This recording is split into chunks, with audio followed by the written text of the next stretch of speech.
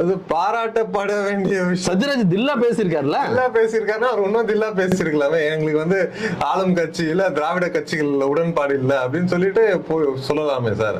அதை விட்டுட்டு அவர் நீங்க இப்படி சொல்லணும்னு நினைக்கிறீங்க. இவர் சிஎம் ஆனா நல்லது, ஆளும் கட்சி திமுக வந்து எனக்கு பிடிக்கல, பர்சனலா எனக்கு பிடிக்கல இவர் சொல்றாரு சொல்லணும்னு நினைக்கிறீங்க.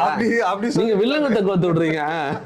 அப்படியே சொல்லிருக்கலாமே சார். ஏன்னா விஜயோட ஸ்ட்ராட்டஜி, அவரு தில்லான்னு அவர் சொல்லுவாரு.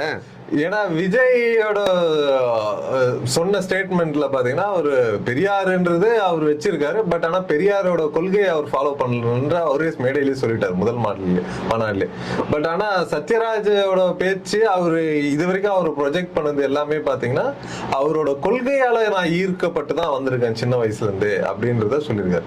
சோ இதுலயே கான்ட்ரடிக்ஷன் இருக்குது. விஜய் சத்யராஜ் கலைஞர் அவர்களையும் பாராட்டி பேசியிருக்கிறாரு, எல்லாரையுமே பாராட்டி பேசியிருக்கிறாருல்ல. சோ இது சந்தர்ப்ப